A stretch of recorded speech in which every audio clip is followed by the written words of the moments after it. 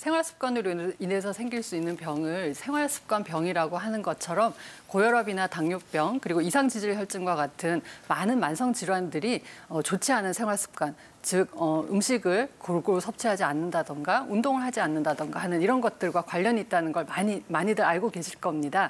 근데 이런 것 이외에도 우리가 의식하지 않은 채 취하고 있는 자세라던가 좋지 않은 습관들이 또 많은 문제를 가지고 올 수 있는데요. 예를 들어서 앉아 있을 때 다리를 꼬고 앉는다던가 아니면 소위 짝다리라고 하죠. 한쪽 다리에만 힘을 주고 서 있는 경우에는 힘이 양쪽에 대칭적으로 주어지지 않기 때문에 근골격계의 통증을 유발을 할 수가 있고요. 그것 이외에도 우리가 엎드려서 책상에 엎드려서 주무시는 경우가 있잖아요. 그런 경우에는 이제 소위 척추, 이제 경추나 요추에 무리가 가기 때문에 허리나 목에 통증을 유발할 수도 있습니다. 아니, 저 같은 경우에도 아이들이 초등학교 3학년에다가 7살이니까 무슨 유치원 이렇게 숙제를 많이 내주는지 걔네들 숙제 봐주고 어제도 막 무엇이든 대본 외우면서 책상에서 잠깐 자면은요 턱도 아프고 허리도 아픈데 그러면 이런 잘못된 습관들을 예방하면은 척추 건강이나 온몸에 도움이 된다는 그런 얘기입니까? 어떻습니까? 네, 그렇습니다. 가랑비에 옷 젖는 줄 모른다는 말이 있는 것처럼 우리 몸에 배어있는 작은 습관들이 쌓이고 쌓여서 건강에 악영향을 미치게 되는데요.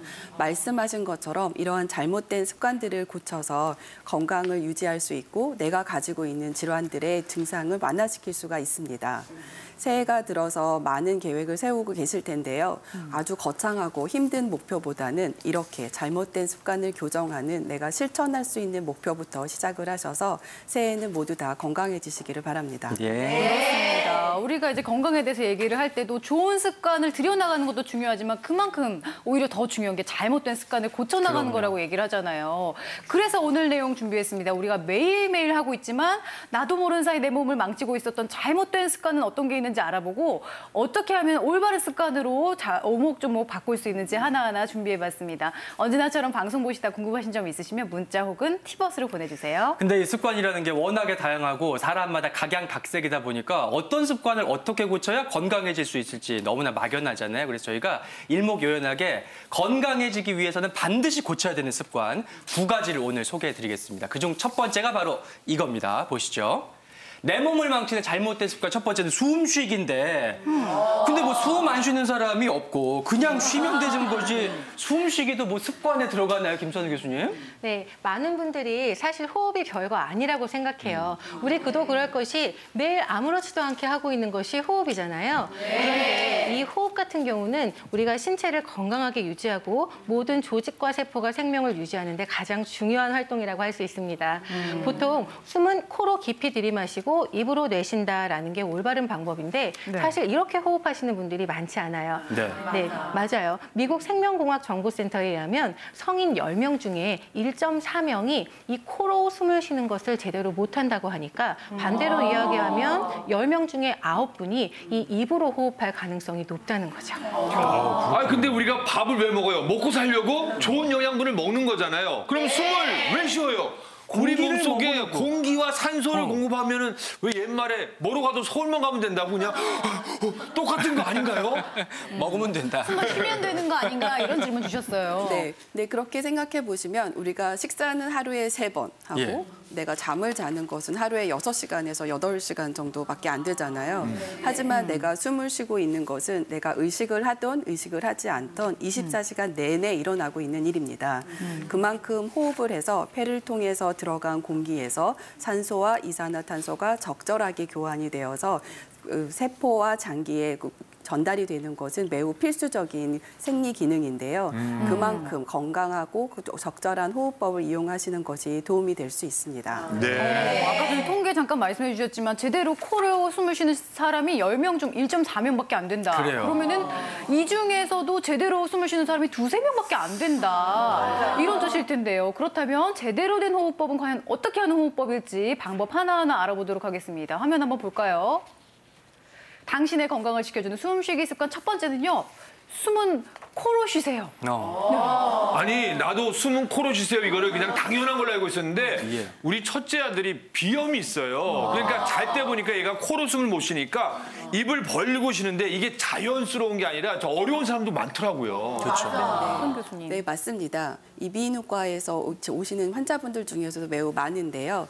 예, 알레르기 비염이나 축농증 아니면 소아에서는 아데노이드 비대증 같은 경우에는 실제로 코를 통해서 폐로 공기가 전달되는 길이 중간이 좁아져 있거나 아니면 숨을 쉬기가 답답한 상황이기 때문에 나도 모르게 당연히 입을 벌리고 입으로 호흡하게 되는데요. 네. 이렇게 입으로 호흡하는 방법을 뭐 구호흡 또는 입호흡 이렇게 말씀을 드립니다. 네. 그러면 보통은 아까 말씀하셨던 것처럼 뭐 코로 공기가 들어가든 입으로 공기가 들어가든 별 차이가 있을까 하고 대수롭지 않게 생각하실 수도 있지만 네. 실제로 공기가 코를 통해서 지나가는 이유가 다 있고 이것을 잘 할 수 있는 것이 결국에는 폐 건강까지도 영향을 미칠 수 있습니다. 네. 그러니까 기본적으로 코로는 공기를 들이마시고 입으로는 음식을 먹는다. 이렇게 역할 분담을 좀 해줘야 될 것 같은데 이 역할이 흔들리고 입으로 자꾸 공기를 들이마시다 보면 네. 우리 몸에 이런 문제들이 생길 수 있습니다. 보시죠. 입호흡이 건강에 미치는 영향. 먼저 얼굴에 영향을 준대요.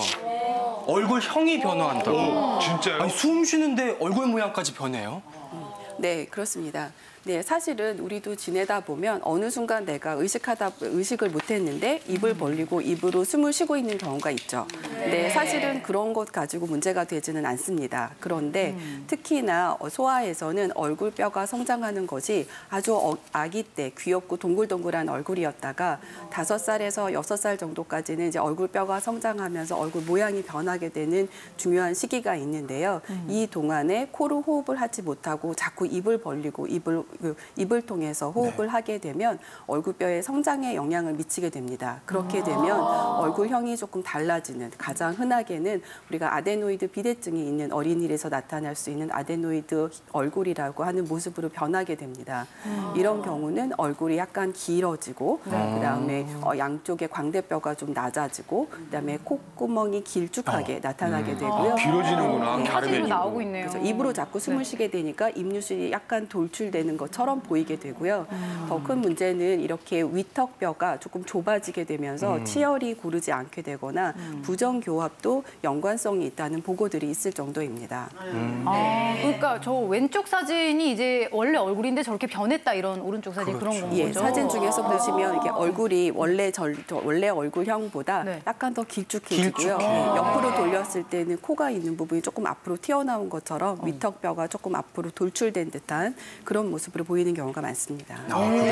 사실 저희 아이가 딱 4살인데 이제 대여섯 살이 되면 얼굴 뼈가 형성된다고 하니까 입으로 숨을 쉬는지 코로 숨을 쉬는지 저도 한번 잘 봐줘야겠다. 그러니까 중요하네요. 이런 생각이 네. 드는데요. 입으로 숨을 쉬었을 뿐인데 얼굴형이 변한다니까 정말 놀라운데 또 입으로 숨을 쉬게 되면 입안에도 변화가 일어난다고 하네요. 어떤 변화일지 한번 볼게요. 잇몸 질환, 입냄새가 또 생길 수가 있다고요. 박경희 교수님. 네, 우리가 입을 벌리고 있으면 입속으로 공기가 들어올 수밖에 없죠. 되게 바람이 불면 물이 마르게 되잖아요. 그런 것처럼 입을 벌리고 계속 숨을 쉬다 보면 입속에 있는 물기가 마르게 됩니다. 입속에 있는 물기가 뭘까요? 대개는 침이죠. 침이 이제 마르게 되면 입이 바짝바짝 마르게 되는데 이 침 속에는 우리 구강 건강에 상당히 좋은 성분이 함유되어 있습니다. 항균 작용을 하는 성분이 있기 때문에 세균이 번식하는 것을 막아주거든요. 근데 우리가 입을 벌리고 숨을 쉬다 보면 결국 입속이 마르게 되고 침이 적게 되니까 이런 항균 작용을 하는 성분이 적어질 수밖에 없겠죠. 그렇게 되면 결국은 입을 벌리고 계속 숨을 쉬다가 보면 이제 입속에 세균 번식이 잘 되고 그렇게 되면 이제 충치가 생긴다거나 아니면 치주 질환이 생기게 되는데 이런 질병이 생기게 되면 입냄새는 결국 따라올 수밖에 없습니다. 그렇군요. 근데